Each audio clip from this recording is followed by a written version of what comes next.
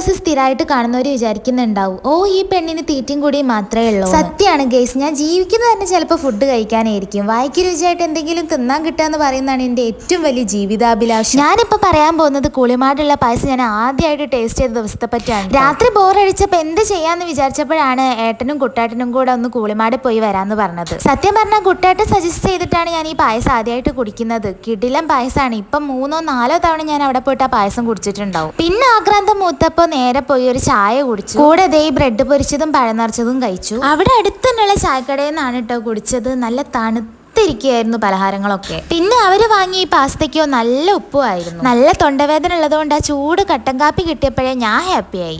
അത് കഴിഞ്ഞ് പിന്നെ വിശന്നപ്പോൾ ഉപ്പിലിട്ട മാങ്ങി നെല്ലിക്കൊക്കെ കഴിച്ചിട്ടോ.